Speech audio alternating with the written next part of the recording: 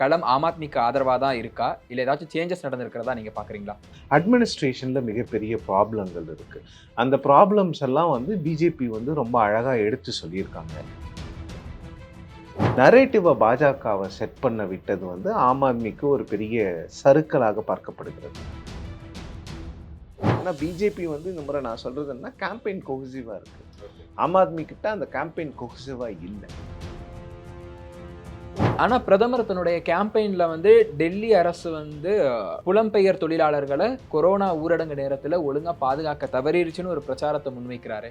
புலம்பெயர் தொழிலாளர்களை பாதுகாக்க தவறியது மத்திய அரசு தான். கடந்த முறை சந்திரபாபு நாயுடுவை மட்டும் சாட்டிஸ்ஃபை பண்ணா போதும். ஆனா இந்த முறை அப்படி இல்ல. நீங்க நிதிஷ்குமாரையும் சாட்டிஸ்ஃபை பண்ணணும், பீகார் மக்களையும் சாட்டிஸ்ஃபை பண்ணணும். 10 எம்எல்ஏ வராங்க, 15 எம்எல்ஏ வராங்க. இதை வச்சு ஆம் ஆத்மி தோத்துரும், இல்லை பாஜக ஜெயிச்சிரும்னு சொல்றது காங்கிரஸ் ராகுல் காந்தியையும் பிரியங்கா காந்தியையும் அதிக அளவில் களம் இறக்கியிருக்காங்க. பட் அது டூ லேட். காங்கிரஸ் பெர்ஃபார்ம் பண்ணுறது நாளடைவில் அந்த பார்ட்டிக்கு ஃபியூச்சரில் ரொம்ப நல்ல விஷயம். பட் இந்த எலெக்ஷனை பொறுத்த வரைக்கும் அது ஆம் ஆத்மியை ஹர்ட் பண்ணுறதுக்கான வாய்ப்பும் இருக்கு. ஆனால் ஒருவேளை இவர்களுக்குள் சண்டையிட்டு கொண்டு பாஜகவை வரவழைத்து விட்டால் இந்தியா கூட்டணியில்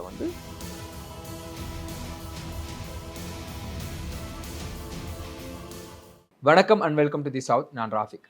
டெல்லியில் இருக்கக்கூடிய 70 சட்டப்பேரவை தொகுதிகளுக்கான தேர்தல் நாளைக்கு நடக்க இருக்கு. இது பற்றி நம்ம கூட பேசுறதுக்காக மூத்த பத்திரிகையாளர் சிவப்பிரியன் அவர்கள் இணைஞ்சிருக்காரு. சார் வணக்கம். வணக்கம் சார். இந்த எலெக்ஷன் ஸ்டார்ட் ஆகும்போது ஜனவரி மாதம் தேர்தல் தேதி அறிவிக்கப்பட்ட உடனேயே களம் ஆம் ஆத்மி கட்சிக்கு ஆதரவாக இருப்பதாக தான் சொல்லப்பட்டது.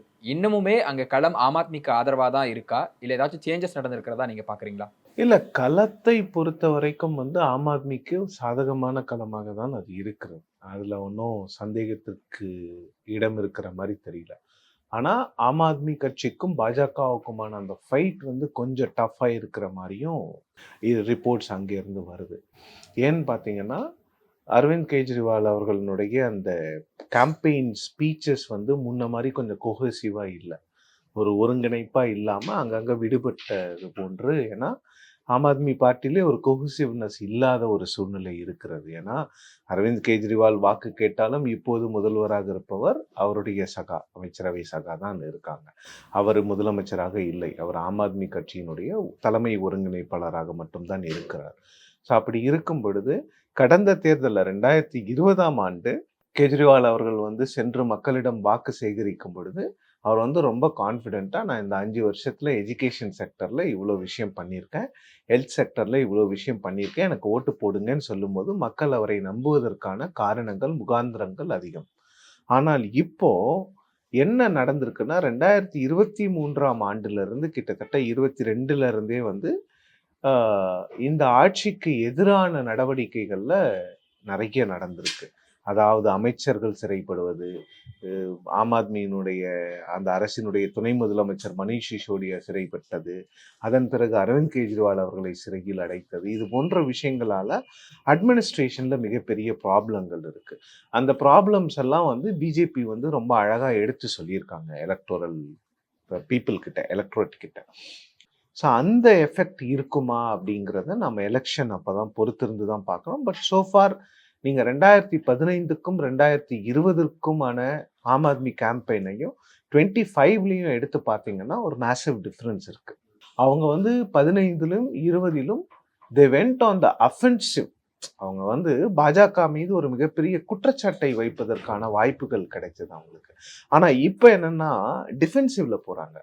பாஜக வைக்கிற அலிகேஷன்ஸோ இல்லை அவங்க வைக்கிற அந்த சார்ஜஸ்க்கு இவங்க ரெஸ்பாண்ட் மட்டும் தான் பண்றாங்க. நரேட்டிவ பாஜகவை செட் பண்ண விட்டது ஆம் ஆத்மிக்கு ஒரு பெரிய சறுக்கலாக பார்க்கப்படுகிறது. பட் ஆனால் இதெல்லாம் கேம்பெயின் தான். இது நம்பர்ஸ்ல ரிஃப்ளெக்ட் ஆகுமானா நம்ம பொறுத்திருந்து தான் பார்க்கணும். பட் டஃப் ஃபைட் பிஜேபி ஓரளவுக்கு டஃப் ஃபைட் கொடுக்கறதுக்கான வாய்ப்புகள் நிறைய இருக்குது. நிறைய சீட் பை சீட்டில் போகும்போது பிஜேபிக்கு கொஞ்சம் ஓரளவுக்கு ஆம் ஆத்மிக்கு ஒரு பெரிய டஃப் கொடுக்கறதுக்கான வாய்ப்பு இந்த தேர்தலில் பார்க்க முடியுது. சார், நீங்கள் பேசும்போது இன்னுமே ஆம் ஆத்மி கட்சி அங்கே அப்பர் ஹேண்டில் தான் இருக்காங்க அப்படின்னு சொல்கிறீங்க. பட் கடந்த வாரத்துல பார்த்தோம் அப்படின்னா, ஆம் ஆத்மி கட்சியை சேர்ந்த 8 சிட்டிங் எம்எல்ஏக்கள் வந்து கட்சியை விட்டே விலகி இருக்காங்க. ஸோ இத வந்து நம்ம எப்படி பார்க்குறது? அவங்க வந்து இம்பெண்டிங் டிஃபீட்ட வந்து ஸ்மெல் பண்ணிட்டாங்கன்னு பார்க்கணுமா? இல்ல அந்த 8 பேருமே 8 பேருக்கும் சீட்டு குடுக்கலல்ல. சீட்டு குடுக்காதவங்க குவிட் பண்றது வந்து ரொம்ப நார்மலான ஒரு விஷயம். அப்படி அவங்க குவிட் பண்ணணும் அப்படின்னா, அவங்க முன்னாடியே குவிட் பண்ணியிருக்கணும்ல. தேர்தல் தேதிக்கு தேர்தல் வாக்குப்பதிவுக்கு இன்னும் ஒரு 1 வாரம் தான் இருக்கு, 4 நாள் தான் இருக்குங்கும்போது அவங்க குவிட் பண்ணியிருக்கிறது இல்ல ரஃபீக், எதனாலன்ற கேள்வி வருதுல்ல. இதெல்லாம் வந்து பெரிய அளவுல ஒரு இண்டிகேட்டரா நம்ம பார்க்க முடியாது. அதுக்காக ஆம் ஆத்மி மிகப்பெரிய அளவுல வெற்றி பெறப் போகிறது, பாஜக தோற்கிறதுன்னுலாம் நான் சொல்ல வரல. பட் நீங்க 2019ஆம் ஆண்டு தேர்தலை எடுத்துக்கொண்டீர்கள் என்றால், நாடு முழுவதும் பாஜக ஜெயிக்கும் சொன்னபோது, அவங்களுடைய சிட்டிங் எம்பி உதித் ராஜ் டெல்லியில வந்து குவிட் பண்ணிட்டு காங்கிரஸ்க்கு வராரு. ஸோ அதெல்லாம் ஒரு இண்டிகேட்டரே கிடையாது. தெலுங்கானா ராஷ்டிரிய சமிதி கட்சி வந்து 2018ஆம் ஆண்டு மிகப்பெரிய அளவுல வந்து ஒரு சட்டமன்ற உறுப்பினர்கள், நாடாளுமன்ற உறுப்பினர்கள்லாம் வெளியில் வருவதற்கான ஒரு சூழ்நிலை அங்கு உருவாகிறது. ஆனால் சந்திரசேகர் ராவ் வந்து மிகப்பெரிய அளவுல சட்டமன்ற தேர்தல்ல ஜெயிக்கிறாரு. ஸோ இதெல்லாம் ஒரு 10 எம்எல்ஏ வராங்க, 15 எம்எல்ஏ வராங்க. இத வச்சு வந்து ஆம் ஆத்மி தோத்துரும், இல்ல பாஜக ஜெயிச்சுரும்னு சொல்றது வந்து சரியான ஒரு அளவுகோலாக நான் பார்க்கல. இப்போ அந்த கட்சிய விட்டு வெளியில வந்திருக்கக்கூடிய 8 எம்எல்ஏக்களும் வந்து அந்த வேட்பாளர்கள் பட்டியல் அறிவிக்கப்பட்டப்பவே அத பண்ணியிருக்கலாம். பட் வந்து வாக்குப்பதிவுக்கு ஒரு சில நாட்கள் முன்னாடி பண்ணது, வேற யாருக்காகவோ நரேட்டிவ் செட் பண்றதுக்காக இந்த மாரி பண்ணியிருக்காங்களா?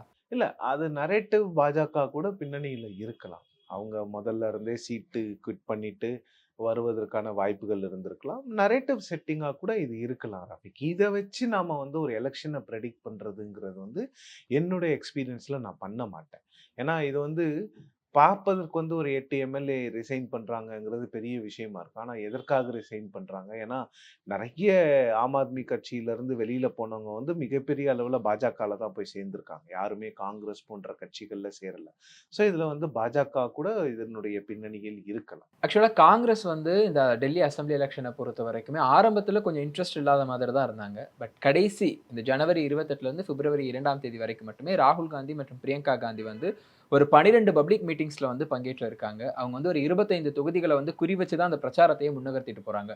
ஸோ அவங்களுக்கான களம் வந்து இப்ப சாதகமா இருக்கா? டெல்லி களம் எப்படி அவங்களுக்கு சாதகமா மாறியிருக்கா?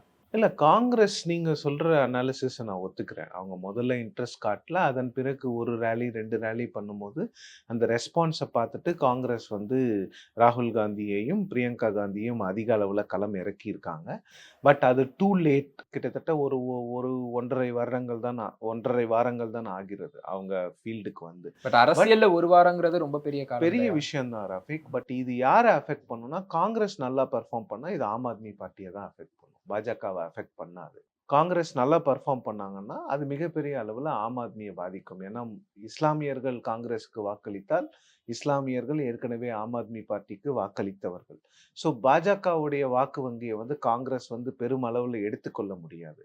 ஸோ ஆம் ஆத்மியோடைய வோட் பேங்க்ல தான் அவங்க வந்து போயி அவ் ஒரு ஒரு போர்ஷன எடுக்க முடியும். ஸோ காங்கிரஸ் பெர்ஃபார்ம் பண்றது வந்து நாளடைவுல அந்த பார்ட்டிக்கு வந்து ஃபியூச்சர்ல ரொம்ப நல்ல விஷயம். பட் இந்த எலக்ஷன பொறுத்தவரைக்கும் அது ஆம் ஆத்மிய ஹர்ட் பண்றதுக்கான வாய்ப்பும் இருக்கு.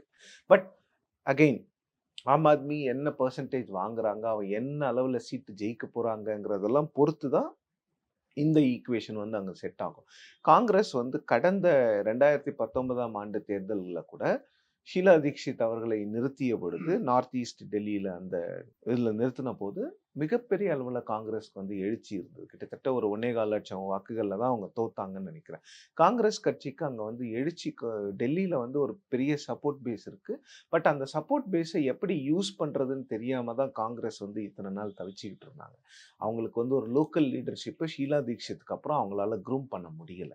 ஆக்சுவலா காங்கிரஸ் கட்சி பார்த்தோம் அப்படின்னா, இந்த பிரச்சாரம் ஆரம்பிக்கிறதுக்கு முன்னாடி ஜனவரி மந்த் ஃபுல்லா அரவிந்த் கெஜ்ரிவால் வந்து 2ஆம் கட்ட தலைவர்கள் தான் கடுமையா விமர்சித்தாங்க. ராகுல் காந்தி, பிரியங்கா காந்தி மாதிரியான ஆட்கள் வந்து அவர விமர்சிக்காம விலகியே தான் இருந்தாங்க.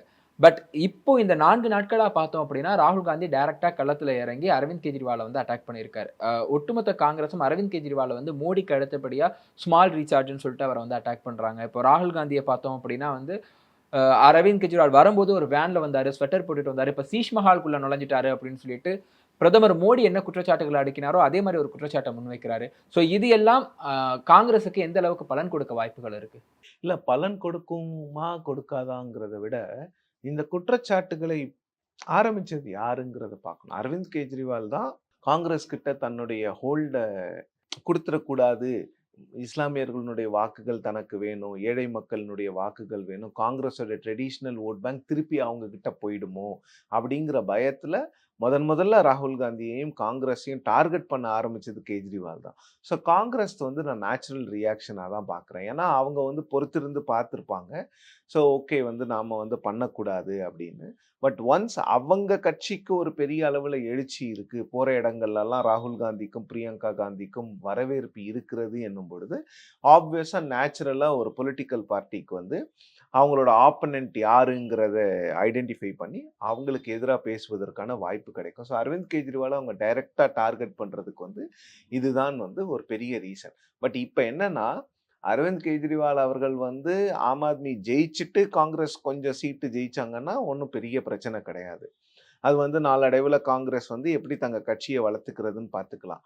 ஆனால் ஒருவேளை இவர்களுக்குள் சண்டையிட்டுக் கொண்டு பாஜகவை வரவழைத்து விட்டால், அது வந்து தேசிய அளவுல வந்து ஒரு மிகப்பெரிய தாக்கத்தை நிச்சயமா ஏற்படுத்தும். இந்தியா கூட்டணியில வந்து ஒரு மிகப்பெரிய கலகம் வந்து பொறக்கும். இல்ல எப்படியும் 2013 மாரி ஒரு சம்பவம் அங்க நடக்குது அப்படின்னா, எப்படியும் காங்கிரஸ் கட்சி வந்து ஆம் ஆத்மிக்கு சப்போர்ட் பண்ணிரும்ல ஆட்சிக்கு கொண்டுட்டு இல்ல. வரதுக்கு. அது போன்ற விஷயங்களும் நடக்கும். இப்போ இப்போ அது போன்ற விஷயங்கள் நடப்பதற்கான வாய்ப்பும் இருக்கிறது. இது எல்லாமே நாம வந்து யூகத்தின் அடிப்படையில தான் பேசிட்டு இருக்கோம். அப்சல்யூட் நம்பர்ஸ், ஃபிகர்ஸ் இல்லாம நாம இத பேசுறதுல வந்து எந்த ஒரு பிரயோஜனமும் இல்ல. பட் களத்தை பொறுத்தவரையில் பிஜேபி வந்து ஓரளவுக்கு வந்து அவங்களோட கேம்பெயினை இந்த முறை கொண்டு போக முடிஞ்சிருக்கு. பிரதமர் அவர்களை மட்டுமே நம்பி அவங்க தேர்தல்ல நின்னாலும் கூட, அந்தந்த இடத்துல லோக்கல் லீடர்ஷிப்ப ஒரு ஒட்டுமொத்த கன்சாலிடேட்டட் லீடர்ஷிப்பா இல்லாம, லோக்கல் அங்கங்க ஒரு லீடர்ஷிப்பா அவங்க உருவாக்கி, ஓரளவுக்கு அவங்களால கேம்பெயின் பண்ண முடியுது. ஆனால், ஒரு மகாராஷ்டிரா போன்ற ஒரு தேவேந்திர ஃபட்னவிஸ அவங்க ஐடென்டிஃபை பண்ண மாரி, இல்ல வந்து கர்நாடகால ஒரு எடியூரப்பா, விஜயேந்திராவ ஐடென்டிஃபை பண்ண மாரி, அவங்களால வந்து இங்க வந்து ஐடென்டிஃபை பண்ண முடியல டெல்லியில. அதுதான் அவங்களுக்கு 1998ல இருந்தே பிரச்சனையா இருக்கிறது பாஜகக்கு. 93க்கு பிறகு அவங்க இன்னும் 98ல காங்கிரஸ் கிட்ட ஆட்சியை பறிகொடுத்த பிறகு இன்னும் பாஜக ஆட்சிக்கு வரவே முடியல. அவங்க ஆட்சி கட்டில் தொலைவிற்கு வந்தது வந்து 2013ஆம் ஆண்டு 32 இடங்களோ என்னமோ எடுத்தாங்க. பட் ஆனா வந்து குதிரை பேரத்தில் ஈடுபடக்கூடாது என்பதற்காக பாஜக வந்து சிங்கிள் லார்ஜஸ்ட் பார்ட்டியா எமர்ஜ் ஆன பிறகும் ஒதுங்கி நின்னாங்க. அவங்க வேணான்னு. ஏன்னா, இன்னும் 4 மாசத்துல லோக்சபா எலக்ஷன் வரப்போகுது. இது பாஜகவுக்கு நெகட்டிவ் பப்ளிசிட்டிய குடுத்துறக்கூடாதுங்கிற ஒரு நல்லெண்ணத்துல பாஜக அந்த வாய்ப்பை நழுவ விட்டது. அப்பதான் அரவிந்த் கெஜ்ரிவால் 49 நாட்கள் முதலமைச்சராக இருந்தார். இப்போ பாஜகவுக்கு வந்து தங்களுடைய அந்த கொள்கைகளை எடுத்து செல்வதற்கு, தங்களுடைய லீடர்ஷிப்ப ப்ரொஜெக்ட் பண்றதுக்கு ஒரு மிகப்பெரிய வாய்ப்பு கிடைச்சிருக்கு. அதுக்கு ரீசன்ஸ் என்னன்னா, இந்த ஆம் ஆத்மி அட்மினிஸ்ட்ரேஷனுடைய அந்த இர்ரெகுலாரிட்டீஸ் மட்டும் இல்லாம, சில பிரச்சனைகள், அந்த தேக்க நிலை இருக்குல்ல அரசாங்கத்துல. ஏன்னா அரவிந்த் கெஜ்ரிவால் ஜெயிலுக்கு போறாரு. அதன் பிறகு இன்னொருவரை முதலமைச்சராக இவங்க நியமிக்கிறாங்க. அதற்கு முன்னால் அரவிந்த் கெஜ்ரிவால் வந்து மனிஷ் சிசோடியாவுடைய ஜெயில் டேர்ம்ல ப்ரீ ஆக்குபை ஆகுறாரு. அப்புறம் நெறைய விஷயங்கள்ல வந்து எல்ஜியோட போட்டி போடும்போது, அட்மினிஸ்ட்ரேஷன் வந்து நிச்சயமா அஃபெக்ட் ஆகுது. அந்த அட்மினிஸ்ட்ரேஷன்ல இருக்கக்கூடிய தேக்க நிலை வந்து மக்கள் கிட்ட ஒரு நெகட்டிவ் பிரச்சாரமா பாஜக கொண்டு போகும்பொழுது, அது எந்தெந்த இடத்துல மக்களுக்கு வந்து நலத்திட்ட உதவிகள் பிளஸ் வந்து இன்ஃப்ராஸ்ட்ரக்சர் டெவலப்மெண்ட் போய் சேரலையோ, அங்கெல்லாம் ஆம் ஆத்மிக்கு எதிரான ஒரு மனநிலை இருப்பதை பார்க்க முடியும். பட் வந்து பிஜேபி தங்களுடைய மேனிஃபெஸ்டோல ஃபர்ஸ்ட் ப்ராமிஸாவே ஆம் ஆத்மி கட்சி என்னென்ன திட்டங்கள்லாம் கொண்டு வந்திருக்காங்களோ, அது எதையுமே நாங்க நிறுத்த மாட்டோம்னு தானே வாக்குறுதி குடுத்துருக்காங்க. அப்ப அவங்களே வந்து சர்டிஃபை பண்றாங்கல்ல, ஆம் ஆத்மி இல்ல நல்ல நான் கவர்ன்மெண்ட்ன்னு. சொன்னது வந்து ஸ்கீம்ஸ் வேற, நீங்க இன்ஃப்ராஸ்ட்ரக்சர் டெவலப்மெண்ட்ங்கிறது வேற. இன்ஃப்ராஸ்ட்ரக்சர் டெவலப்மெண்ட்ட பொறுத்தவரைக்கும், டெல்லிய பொறுத்தவரைக்கும் மிகப்பெரிய அளவுல இன்ஃப்ராஸ்ட்ரக்சர் டெவலப்மெண்ட் கொண்டு வந்தது காங்கிரஸ் தான். நீங்க ஃப்ளைஓவர்ஸா இருக்கட்டும், ரோட்ஸா இருக்கட்டும், சிவிக் இன்ஃப்ராஸ்ட்ரக்சர். ஆம் ஆத்மி பண்ணதெல்லாம் வந்து எஜுகேஷன் பிளஸ் ஹெல்த் இன்ஃப்ராஸ்ட்ரக்சர். அவங்க பெருமளவுல இன்ஃப்ராஸ்ட்ரக்சருக்கு என்ன பண்ணாங்கங்கிறது என்னால யூகிச்சு சொல்ல முடியல. பட் மிகப்பெரிய அளவுல அவங்க பண்ணது வந்து எஜுகேஷன் செக்டர்ல மாடல் ஸ்கூல்ஸ் கொண்டு வந்தது. ஏழை எளிய மக்களுக்கு வந்து எஜுகேஷனை கொண்டு சேர்த்தது. இன்னொன்னு தனியார் பள்ளியில படிக்கிற மக்களை கூட அரசாங்க பள்ளியில் படிக்கும் அளவிற்கு அரசாங்க பள்ளிகளினுடைய தரத்தை உயர்த்தியது. இன்னொன்னு மொஹல்லா கிளினிக்ஸ் அப்படின்னு சொல்லிட்டு மக்களை வந்து ஒரு பெரும் மருத்துவமனைகளை நாடாமல் அங்கங்க இருக்கக்கூடிய சிறிய மருத்துவமனைகள்லே கிளினிக்ஸ்லேயே அவங்கள வந்து ட்ரீட்மெண்ட் பார்த்துக்கிற அளவுக்கு மக்களை எம்பவர் பண்ணது தான் ஆம் ஆத்மியினுடைய மிகப்பெரிய சாதனைகள். அதன் பிறகு இப்போ அந்த ஏர் பொல்யூஷன் பிரச்சனை இருக்குது, இன்னொன்று சிவிக் இன்ஃப்ராஸ்ட்ரக்சர் ஃபால் ஆகுதுங்கிற பிரச்சனை இருக்குது, டிராஃபிக்கை வந்து எதுவுமே பண்ண முடியலங்கிற பிரச்சனை இருக்குது. இதெல்லாம் தான் நான் இன்ஃப்ராஸ்ட்ரக்சர் ப்ராப்ளம்ஸாக சொன்னேன். இங்கெல்லாம் தான் பாஜக ஸ்கோர் பண்ணுவதற்கான வாய்ப்பு இருக்குது. பாஜக அதை மட்டும் பேசலையே, அவங்க மகாராஷ்டிராவில் ஜெயிக்கிறதுக்கு காரணமாக இருந்த அந்த விமன் வெல்ஃபேர் ஸ்கீமையும் தானே பேசுகிறாங்க. பிரதமர் என்ன பேசுகிறாருன்னா, மார்ச் 8ஆம் தேதி உங்களுக்கு பணம் வந்துரும்ல பேசுகிறாரு, 2500 ரூபாய். பெண்கள் சர்வதேச மகளிர் தினத்தன்னைக்கு உங்களுக்கு பணம் வந்துரும்னு பேசுகிறாரு. அப்போ பாஜக வந்து எந்த விஷயங்களை ரேவடி கல்ச்சர் அப்படின்னு சொன்னாங்களோ அதே விஷயங்களை தான் பாஜக இப்போ எடுக்குது. ஸோ அவங்களுக்கு வந்து ஒரு மாநிலத்தில் அது மிகப்பெரிய பலனை கொடுத்துருச்சுன்னும் போது இன்னொரு மாநிலத்தில் அதை வந்து ரெப்ளிகேட் பண்ணணும்னு ட்ரை பண்ணுறாங்க. பட் நீங்கள் மகாராஷ்டிராவை மட்டுமே சோல் எக்ஸாம்பிளாக எடுத்து பார்த்தீங்கன்னா, இந்த 2500 ரூபாய் சொல்கிறாங்கல்ல மகளிருக்கு, இதுவே வந்து ஒரு பெரிய அளவில் பாஜகவுக்கு வந்து ஒரு எழுச்சி கொடுக்காதுன்னு என்ன நிச்சயம்? இல்ல அதே ப்ராமிஸ காங்கிரஸும் 2500 பியாரி தீதி யோஜனான்னு சொல்லி குடுக்குறாங்க. இப்போ இவங்க ஆம் ஆத்மி கட்சியும் வந்து மகிழா சமான் யோஜனா அப்படின்ற பேர்ல 2100 ரூபாய் குடுக்குறோம் அப்படின்னு சொல்லியிருக்காங்க. இப்போ 3 கட்சிகளும் வைக்கும்போது யார் பக்கம் மக்கள் போறாங்கன்னு பார்க்கணும்ல. இப்போ மகாராஷ்டிரால ஏன் அவங்க ஜெயிச்சாங்கன்னா, அவங்க கொடுக்க ஆரம்பிச்சிட்டாங்க. இங்க ஆம் ஆத்மி இன்னும் கொடுக்கல. காங்கிரஸ் ஆட்சியிலே இல்லை. காங்கிரஸ் ஆனா தெலுங்கானால குடுக்க ஆரம்பிச்சிட்டாங்கல்ல. அதை பார்த்து தானே மற்ற ஸ்டேட்ஸ் எல்லாம் அதுக்கப்புறம் அதை ரோல் அவுட்டே பண்றாங்க. அப்படி பார்த்தீங்கன்னா மகாராஷ்டிராலையும் அது எடுபட்டிருக்கணும்ல. மகாராஷ்டிரால ஏன் எடுபடலை? அப்போனா இவங்க சொல்ற அந்த பிரச்சாரம் எடுபடுவதற்கான வாய்ப்பு இருக்குல்ல. டபுள் என்ஜின் கவர்மெண்ட், நாங்கள் வந்து இதை ஃபண்ட் பண்ணுவோம். ஸோ இந்த மகளிர், இந்த விமென் ஓட்ஸ் வந்து எப்படி போக போகுதுங்கிறதையும் நம்ம பொறுத்திருந்து தான் பார்க்கணும். இது வந்து ஏன்னா இப்போ மகாராஷ்டிரா ப்ளஸ் ஹரியானா எலெக்ஷனை நீங்கள் எடுத்து பார்க்கும்போது நீங்கள் வந்து பாப்புலராக என்ன வெளியில் தெரியுதோ அதை வச்சு மட்டும் நம்ம எலெக்ஷனை ப்ரெடிக்ட் பண்ணுறது சரியாக இருக்காதுன்னு நினைக்கிறேன். ஏன்னா மகாராஷ்டிராவில் எல்லாருமே காங்கிரஸ் அரசாங்கம் மீண்டும் வரும், மகா யுத்தி அப்படின்னு நினச்சிட்டு இருக்கும்போது, மகா விகாஸ் அகாடி வரும்னு நினச்சிட்டு இருக்கும்போது மகா யுக்தி வந்து மிகப்பெரிய அளவில் வெற்றி பெற்றாங்க. ஸோ அதை வந்து நம்ம வந்து இதில் பிஜேபி வந்து இந்த விமென் ஸ்கீம் வந்து எடுப்படாதுன்னு நம்ம சொல்லவே முடியாது. ஏன்னா மகாராஷ்டிராவில் மிகப்பெரிய வெற்றிக்கு அந்த ஸ்கீம் தான் காரணமாக இருக்குது. பட் இது வந்து டபுள் எட்ஜ் ஸ்வார்டு தான். இப்போ அதில் வந்து நிறைய பேரை வந்து அந்த பெனிஃபிஷியரி ஸ்கீம்லேருந்து எடுத்திருக்காங்க. ஸோ அதுவும் வந்து பாஜகவுக்கு எதிராக போவதற்கான வாய்ப்பு இருக்குது. அப்போ இங்கேயும் எல்லாருக்கும்னு சொல்லிட்டு இங்கேயும் ஸ்கீமை எடுப்பீங்களான்னு. ஸோ இது டபுள் எட்ஜ் ஸ்வார்டு தான். ஸோ பொறுத்து இருந்து தான் பார்க்கணும். ஏன்னா பிஜேபி வந்து இந்த முறை நான் சொல்கிறது என்ன, கேம்பெயின் கொஹசிவாக இருக்குது. ஆம் ஆத்மி கிட்ட அந்த கேம்பெயின் கொஹசிவாக இல்லை. ஆக்சுவலாக நம்ம இப்போ ஓட் பேங்க் பற்றி பேசுகிறோம், விமன் ஓட் பேங்க் பற்றி பேசும்போது இது டெல்லியில் ரொம்ப முக்கியமான இன்னொரு ஓட் பேங்க் பார்த்தோம் அப்படின்னா, பீகார் மற்றும் உத்தரப்பிரதேசத்துலேருந்து புலம்பெயர்ந்து வந்திருக்கக்கூடிய பூர்வஞ்சாலிகளுடைய ஓட் பேங்க். கிட்டத்தட்ட 30% வந்து அவங்க வந்து இருக்காங்க. 30 தொகுதிகள் 35 தொகுதிகள் வரைக்கும் அவங்களுடைய ஆதிக்கம் வந்து இருக்குன்னு சொல்லப்படுது. இப்போ சமீபத்தில் பிரதமர் இப்போ சமீபத்தில் நாடாளுமன்றத்தில் தாக்கல் செய்யப்பட்ட பட்ஜெட்டில் கூட பீகாருக்கு அதிகமான திட்டங்கள் ஒதுக்கப்பட்டது வந்து பூர்வஞ்சாலிகள் மத்தியில் தாக்கத்தை ஏற்படுத்தும்னு சொல்கிறாங்க. இது எந்த அளவுக்கு உண்மை? இல்லை, அது பெரிய அளவில் வந்து ஏன்னா அவங்க புலம்பெயர்ந்து இங்கே வந்துட்டாங்க. ஸோ பீகார் எலெக்ஷனுக்காக மட்டும்தான் அந்த விஷயங்கள் பண்ணப்பட்டதே தவிர அது அங்கே தான் எதிரொலிக்கும், இங்கே பெரிய அளவில் எதிரொலிக்கும். ஆனால் பிரதமர் தன்னுடைய கேம்பெயினில் வந்து டெல்லி அரசு வந்து புலம்பெயர் தொழிலாளர்களை கொரோனா ஊரடங்கு நேரத்தில் ஒழுங்காக பாதுகாக்க தவறிடுச்சுன்னு ஒரு பிரச்சாரத்தை முன்வைக்கிறாரு. புலம்பெயர் தொழிலாளர்களை பாதுகாக்க தவறியது மத்திய அரசு தானே, மாநில அரசு இல்லையே. பட் அவர் வந்து இந்த குற்றச்சாட்டை ஆம் ஆத்மி மேல வைக்கிறது மூலமா அவர் குறி வைக்கிறது பூர்வஞ்சாலிகள் ஓட்டு தான். கண்டிப்பா ரஃபீக். ஆனா நீங்க உங்க ஊருக்கு போனீங்கன்னு சொல்றது எடுப்படும். உங்க ஊருக்கு நாங்க இதை பண்ணியிருக்கோம், அதுக்காக இங்க எங்களுக்கு ஓட்டு போடுங்கன்னு எடுப்படாது. இப்ப பூர்வாஞ்சலிஸ் இங்க செட்டில் ஆயிருக்காங்க, பட் ஓட்டு இன்னும் பீகார்ல வச்சிருக்காங்கல்ல, அவங்களுக்கு வேணா இது வந்து சரியா இருக்குமே தவிர.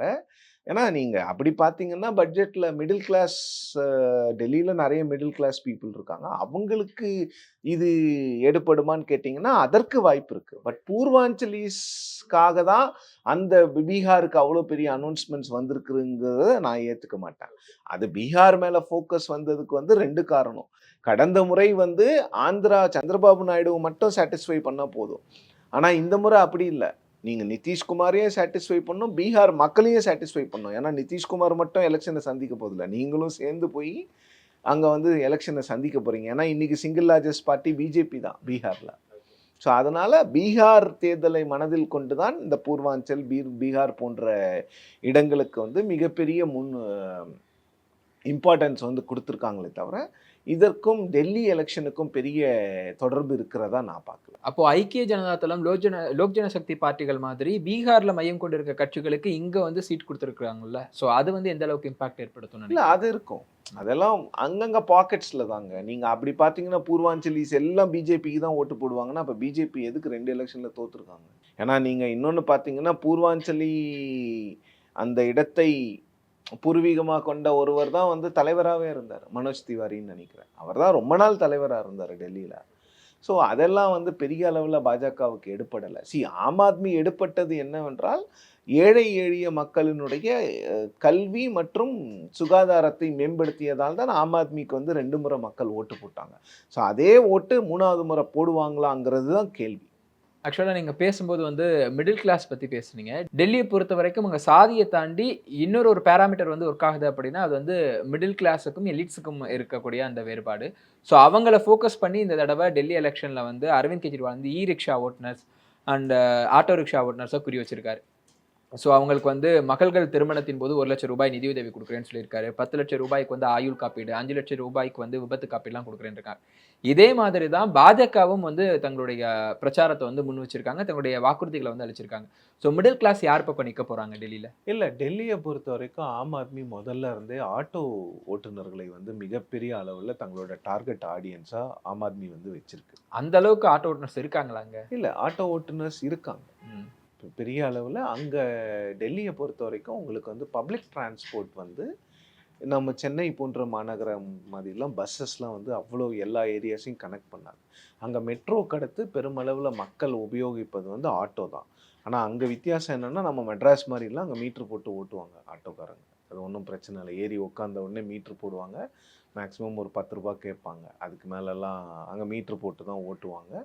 அதில் ஓரளவுக்கு நியாயமாக நேர்மையாக இருப்பாங்க ஆட்டோ ஓட்டுநர்கள்.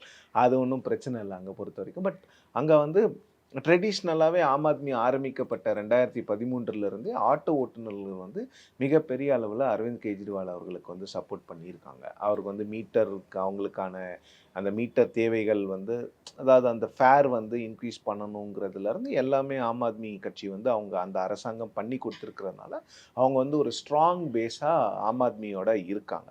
ஸோ அந்த ஸ்ட்ராங் பேஸை இன்னும் ஃபர்தர் சிமெண்ட் பண்ணுறதுக்காக தான் இந்த வாக்குறுதிகள்லாம் அரவிந்த் கெஜ்ரிவால் அவர்கள் கொடுத்துருக்கிறார். அதுதான் சொல்கிறேனே, பெருமளவில் நீங்கள் மிடில் கிளாஸ் அப்படின்னு நீங்கள் சேலரி கிளாஸ் எடுத்துக்கிட்டிங்கன்னா அவங்க பிஜேபி பக்கம் போவதற்கான வாய்ப்பு இருக்குது. பட் லோவர் மிடில் கிளாஸில் இப்போது ஆட்டோ ஓட்டுறவங்க இல்லை அதற்கும் அந்த மிடில் கிளாஸ்க்கு கீழே லோவர் மிடில் கிளாஸில் இருக்க டெய்லி வேஜஸில் இருக்கிற பட் ஓரளவுக்கு சம்பாதிக்கிறவங்கெல்லாம் ஆம் ஆத்மி பக்கம் போவதற்கான வாய்ப்புகள் தான் அதிகமாக இருக்கிறது. அகெயின் அங்கே பார்த்தீங்கன்னா கல்வி ப்ளஸ் ஹெல்த், இந்த 2 தானே பெரிய அளவில் செலவு பண்ணுறாங்க மக்கள். ஏன்னா நீங்கள் டெல்லியை பொறுத்த வரைக்கும் உங்களுக்கு வந்து நீங்கள் சாதா ஒரு 30 ரூபா 40 ரூபாவில் நீங்கள் சாப்பிட்றலாம். ஆனால் எஜுகேஷன் அப்படின்னும் போது அந்த அளவுக்கு பண்ண முடியாது. அதே மாதிரி ஹெல்த்.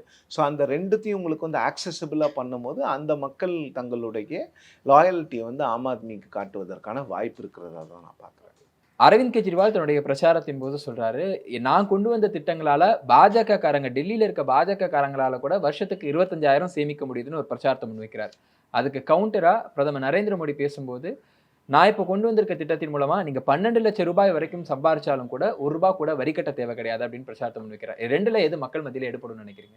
2மே பொலிட்டிக்கல் ரெட்டாரிக் தான். ஏன்னா இந்த மெசேஜஸ்லாம் பீப்புள் கிட்ட போய் சேர்றதுக்குள்ள நாளைக்கு காலைல ஓட்டே போட்டுருவாங்க. ஸோ அதெல்லாம் பெரிய அளவில் பிரதமருடைய அந்த 12 லட்சம் அந்த எக்ஸ்ப்ளனேஷன்லாம் ரொம்ப அவுட் ஆஃப் த மார்க்காக இருக்குங்க. லைக் 1956 எல்லாம் கம்பேர் பண்ணி பேசுகிறதெல்லாம் வந்து அது வந்து ஒரு நியாயமாக தெரியல. ஏன்னா அன்னைக்கு வந்து டேக்ஸ் யார் கட்டி எவ்வளோ பேர் டேக்ஸ் கட்டினாங்கன்னே வந்து ஒரு தரவுகளோடு அவர் பேசினார்னா சரியாக இருக்கும். அன்னைக்கு எவ்வளோ பேர் டேக்ஸ் கட்டினாங்க, எவ்வளோ ஜாப்ஸ் இருந்தது, எவ்வளோ ப்ரைவேட் செக்டாரில் ஜாப்ஸ் இருந்தது. அன்னைக்கு ப்ரைவேட் செக்டார் ஜாப்ஸே கிடையாது. இன்னைக்கு எவ்வளோ ப்ரைவேட் செக்டார் ஜாப்ஸ் இருக்குது. இந்த எக்ஸம்ஷன் வந்து மிடில் கிளாஸுக்கு வந்து கொடுக்கப்பட்டது டெல்லி எலெக்ஷனுக்காகலாம் இல்லைங்க. மிடில் கிளாஸ் வந்து பிஜேபி மேலே மிகப்பெரிய ஒரு கோபத்தில் இருந்தாங்க. உங்களுக்கு வாக்களிக்கிறது நாங்கள், உங்களுக்கு எல்லா விஷயங்களையும் பண்ணுறது, எக்கனாமியை நாங்கள் தான் பூஸ்ட் பண்ணுறோம், ஆனால் எங்களுக்கான சலுகைகள் எதுவுமே கொடுக்கல. இன்னொன்று கொடுக்கலன்றது மட்டும் இல்லாமல் அர்பன் கன்சம்ஷனே இல்லைங்க. அர்பனில் எலக்ட்ரானிக் கூட்ஸ்லேருந்து கன்சியூமர் கூட்ஸ்லேருந்து எதுவுமே வந்து பெரிய அளவில் கன்சம்ஷனே இல்லாமல் இருந்ததுனால தான் இந்த எக்ஸம்ஷன் பண்ணியாவது மக்கள் வந்து போய் செலவு பண்ணுறாங்களா, அவங்கக்கிட்ட பணம் அதிகமாக கொடுத்தால் அவர்கள் செலவு செய்வார்கள் அப்படிங்கிற அந்த நோக்கத்தில் தான் ஒன்று அரசாங்கத்துக்கு பெரிய இழப்பீடு ஏற்படுகிறது. பரவாயில்ல, மக்கள்கிட்ட பணம் போட்டோம்னா அது பாதியாவது அரசாங்கத்துக்கு தானே வந்து சேரப்போகுது. வரி இல்லை அரசாங்கத்துக்கு வந்து சேருது. ஒன்று வரி மூலமாக வரும், இல்லை நீங்கள் வேறு எங்கேயா ஸ்பெண்ட் பண்ணிங்கன்னா அவங்க வரி கட்டுறதன் மூலமாக வரும். ஸோ அதெல்லாம் ஒரு கால்குலேஷன் தான். இந்த மிடில் கிளாஸ்க்கு கொடுத்துக்கப்பட்டிருக்க பொனான்சா வந்து எதற்காகனா பாஜக மீது அவர்களுக்கு இருந்த கோபத்தை தணிப்பதற்காக தானே தவிர டெல்லி எலெக்ஷனுக்கு ஸ்பெசிஃபிக்காக பண்ண மாதிரிலாம் எனக்கு தெரியல. இவ்வளோ நேரம் எங்க கூட உங்களுடைய இன்சைட்ஸ் எல்லாம் பகிர்ந்து கொண்டமைக்கு ரொம்ப நன்றி சார். நன்றி.